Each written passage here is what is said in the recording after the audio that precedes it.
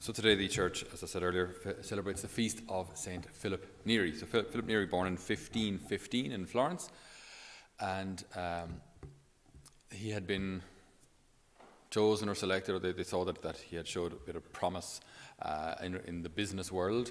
So at the age of 18, he moved to another family, and the plan was they would train him up to take over the business of this other family. But he had an experience, a call to mission for the Lord, a call to Rome, actually, to go to Rome and to work there for the rebuilding of the kingdom of God. So Rome, as I say, had fallen culturally, economically. There were serious problems, also in the church, corruption, that kind of thing, clericalism, and there were serious issues in the church. So it was easy to kind of tick the Catholic box and have everything right apparently on the outside, whereas in the heart there was corruption. There was a great need for renewal.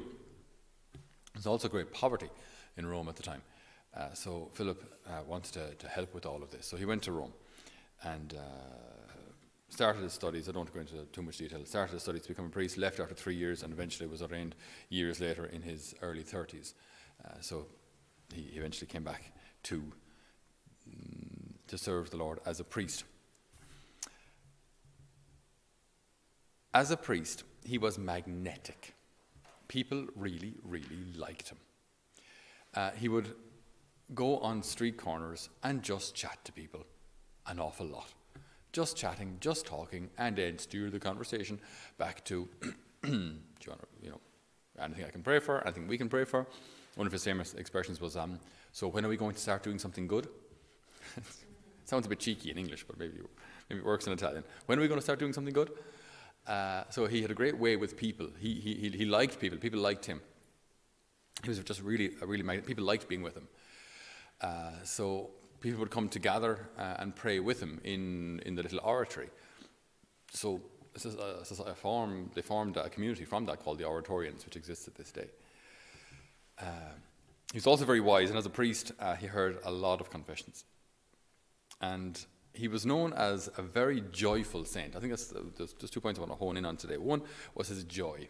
He's famous for being a very, very joyful saint. There's a movie about him in Italian anyway. I'm not sure. Preferisco il paradiso, I prefer paradise. It does exist in English, I think. Does it? Yep. And it just shows his joy, because he loved being with people, loved being with young people as well. He's like a Don Bosco in that regard. So he was. This is a true story, but people kind of considered him a saint in his day, and to kind of show them he wasn't, he shaved half his face. I don't know. So he shaved one half and not the other. I don't know. Just a little eccentric. Why not? But as a priest member, there was one particular occasion when a lady came in and she said, "Father, I have a bit of trouble with gossip." And he said, "Do you now?" She said, "I do." And he said, "Okay." So they spoke a little about it, and then for her penance, he said, "I want you to take you a feather pillow, right, and go from Chiesa Nuova to, I think, St. Peter's it was, and just cast out the feathers as you're walking along." And she said, "This is the most unusual penance I've ever gotten. I should actually try this, now that I think of it."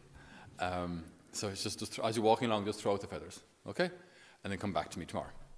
So she said, "Okay, Padre, if that's what you asked me to do, then I'll do it." So she did. Walked along from that church to St. Peter's, casting out the feathers.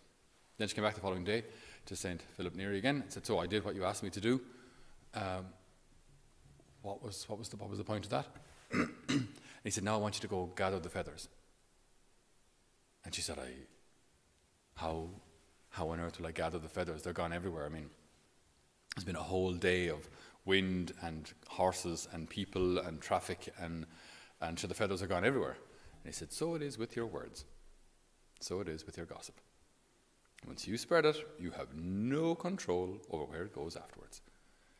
I thought it was just a very, very good image, because in our own world, I mean, we're as susceptible as they were in the 16th century to gossip. Maybe it's even worse today, because it can be an awful lot quicker. You can spread something very, very quickly now online, and you have no control over where it goes afterwards.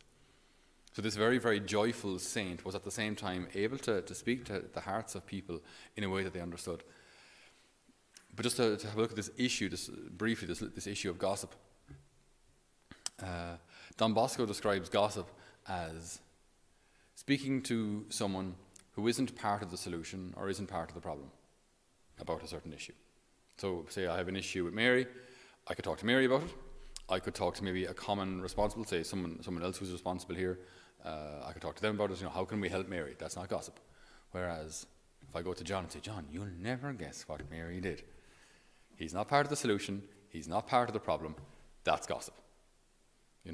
And I think we can. It can happen. It can happen in religious circles as well. I think we really need to pray for Anya. Why is that? Well, you'll never guess what she did. And it's under the guise of we need to pray for her, but really you're just kind of spreading a bit of gossip there. We can deceive ourselves as well. If the person you're talking to isn't part of the solution or isn't part of the problem, keep your trap shut, basically. Now you can say, look, we need to pray for Anya. Why? What's wrong? I think she just needs a bit of help at the moment, not gossip. But it's very, especially in smaller communities, we can very easily slip into it. So the Catechism talks about different kinds of gossip, if you will. So one is calumny, where you just basically make up stuff. You just completely destroy someone with made up lies, basically. We see that Rebecca's after coming into a lot of money. I'll say now, do you know why I'd say that is now? I'd say she's fierce dishonest. I'd say she never hasn't paid a cent of tax. That's just completely made up. But I've just spread it. That's calumny, right? No evidence, no need for evidence, just throw it out there and sure. Okay. But then there's detraction. Detraction is when you share something that is true, but doesn't need to be shared. Where you look at down there and you say, well, now she's got a bit of a problem with the old, do you know what I mean? And while it may be true, which it isn't, but for the purposes of an example, while it may be true, you don't need to go telling everyone. That's completely unhelpful. That's detraction. So just because something is true doesn't mean it has to be said. So yeah, gossip. Once it's out there, we have no control over where it goes. And ultimately, well, I'm responsible. I'm responsible for the words that come out of my mouth. I'm responsible for what is spread because of me. So it's a gift, and some are so good. If you're ever with someone who doesn't gossip at all, it's amazing to see how they negotiate their way around conversations that head towards gossip. If you ever there's one person in this house who may or may not be in this country at the moment. And whenever something that might be kind of gossip-like starts in conversation, she just steers the conversation back towards an affirmation. It's really interesting to see how, if you're talking about, how is this person? Are they okay? Is everything all right? Because I saw yesterday they did this, that, and the other. And they should say, but sure, they're absolutely wonderful, aren't they? They're great company. And the conversation is just steered around the gossip and back to something affirming. Such a gift, such a gift. So for each one of us today, as we think of St. Philip Neri, think of his joy, we think of his zeal, we think of his wisdom, we think of this one teaching maybe of his today, that need to avoid gossip and to be affirming instead. Because we have no control over our words once they've come out of our mouths. So may the good Lord guide us always to speak the truth, to speak that which is affirming, to speak that which is good, to speak that which builds up the other. Amen.